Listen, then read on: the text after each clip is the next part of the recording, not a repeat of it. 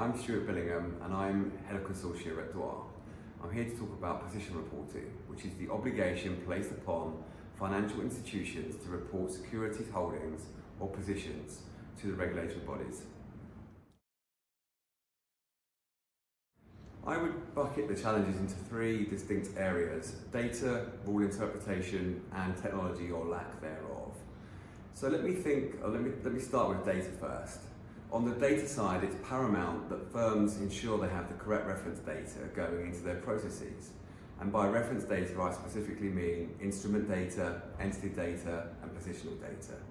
And that's very important for firms to get that correct up front. And it's not easy, given firms often have multiple source systems with multiple reference data sets. The second challenge is interpretation. To be specific, rule interpretation. Given firms are global in nature, it's extremely important that firms are able to monitor and understand regulations around the globe. This is easier said than done, as not only are regulations complex, they can also be vague or ambiguous in nature, and firms do not know how to implement these regulations, and they need to have confidence that they have interpreted them correctly. That's one of the reasons why Droit became involved with Consortia. The third challenge, I would say, is technology or lack thereof. There are many firms we meet today that are either managing this process via spreadsheets or via an old technology stack, and that can increase the risk for that firm due to manual interactions and interpretations of the regulation itself. So 2 years ago, the industry recognised there was a problem with understanding and interpreting official reporting rules globally. Nobody had a solution for the complexity of position reporting, and in particular the ambiguous nature of rule interpretation.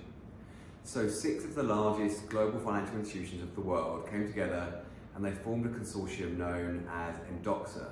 And that consortium was rethinking compliance and how that's done today, building a consensus approach for the industry.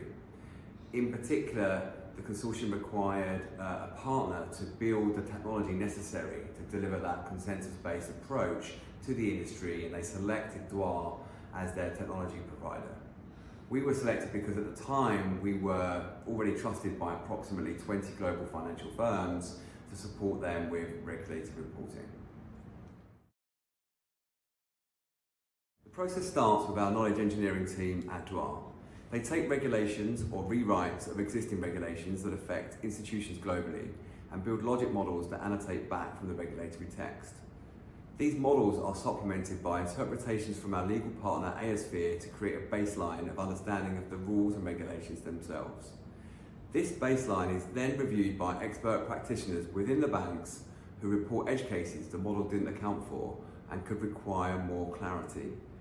After feedback is taken from all of the firms, the rule interpretation is put to a vote to build a consensus-based model, unless it's deemed unclear, in which case we would speak to a regulator directly for more clarity.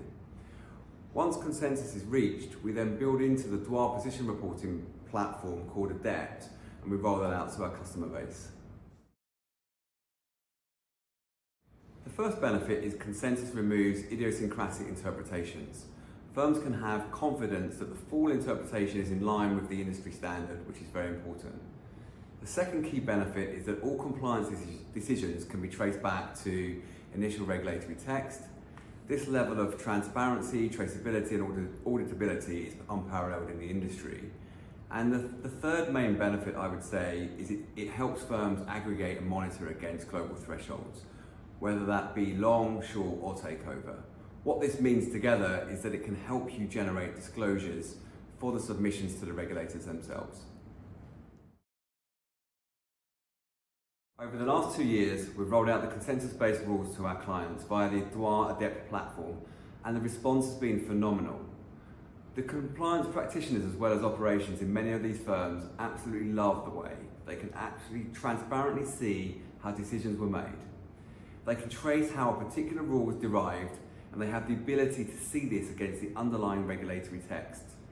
No one else in this industry is able to go to this level of detail and enables firms to be transformative with the way they are doing compliance today.